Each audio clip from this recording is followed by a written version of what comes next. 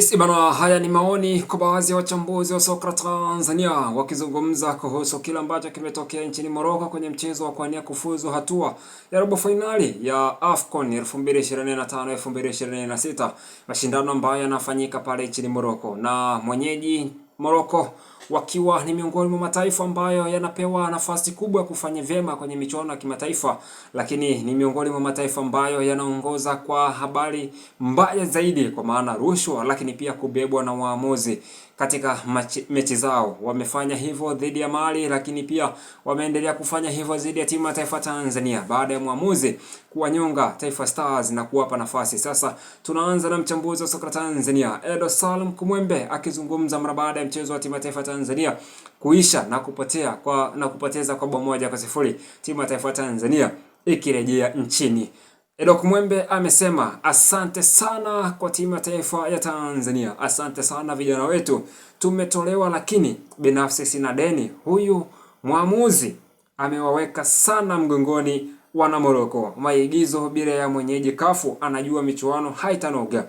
Kampuni zilizodhamini nazo zinanyong'onyea, ila yeye nado angekuwa kasukumwa Ibrahim katika boksi angeweka tuta, akimaanisha kwamba lile tukio la Idi nado kusukumwa kwenye kikosi cha timu ya taifa ya Tanzania, angesukumwa mchezaji wa Morocco Ibrahim, basi ulikuwa ni mkwaju wa penalti ambao wasingejiuliza mara mbili.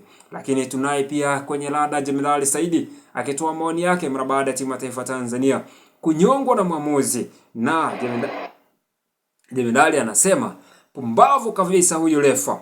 Kama mashindano yenu yamekuwa mshapanga ya kwamba mshindi simumpe tu kikombe, nonsense. Huyu refa, poor tournament ever. CAF Online, if you want Morocco to win it, give the trophy. No need to waste resources and time for such a poor and biased officiating. Why that wasn't a penalty? Even VAR couldn't give a second chance for a ref to see it again. Would it be the same if we are for Morocco? Kuku Wahedi, proud of you boys. Heads up, you have give it all for the nation. Hatuwadai chochote. Ni Jemadari akizungumza hivyo mara baada ya mchezo kumalizika na timu ya taifa Tanzania wakiwa wameonewa kweli pasipo kupepesa macho. Ni dhuluma ya wazi kabisa. Tumenyimwa penalti na huyu mwamuzi hata kucheki VAR hakuna. Ni maoni kutoka kwa Jemadari Saidi bin Kazumali Mtipa, lakini sio Jemadari tu. Tunakwenda kumtazama pia mchambuzi wa soka Tanzania Wilson John Oluma akizungumza mara baada ya mchezo wa timu ya taifa Tanzania kumalizika na timu ya taifa wakiwa wamenyongwa. Wahenga wanasema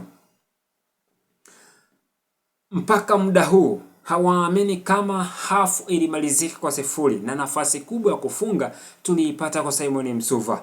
Penati ya timu ya taifa Tanzania, yaani sisi tupewe penati ili Morocco mwenyeji atoke, hayo yangekuwa ni maajabu. Sisi tulitakiwa kuweka wavuni ile nafasi ya Simon Msuva na Faisal Salum Abdalla. Haya ndo matukio tulikuwa nayo in control. Anyway, we are proud of you guys. Shalom.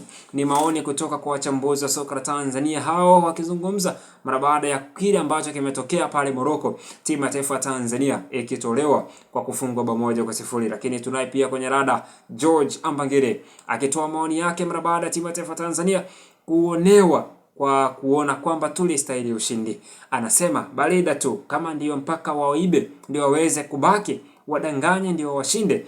Let's do it again boys 2027. Binafsi nimewaona na nimewatambua na nawashukuru sana kwa hiki ambacho wamekionyesha kwa mwaka huu, na hatimaye tutakuja vyema. Ni maoni hayo. Ukitazama maoni ya watu wengi yameendana mule kwamba penalti imekuwa ni kilio kwa Tanzania wote, lakini pia sio wa Tanzania tu, Afrika na dunia nzima imeshuhudia ya kwamba Tanzania leo imeibiwa katika nafasi ya mkwaju wa penalti. Swali la kujiuliza, je, tukio kama lile lingetokea upande wa timu ya taifa ya Morocco, mwamuzi asingetoa nafasi ya kuamua kwamba ni penalti kwa upande wa Morocco? Lakini basi tu ni football, hakuna namna. Lakini Kwa haya ambayo yameendelea, yatakuwa yametuma salamu nzuri na mbaya pia kwa shirikisho la mpira wa miguu Afrika CAF na FIFA, ya kwamba kuna jukumu kubwa la kufanya, ya kuhakikisha kwamba wanachunguza na kutaka kujua taarifa za kile ambacho kimetokea kwenye mchezo wa timu ya taifa ya Tanzania. Kama kuna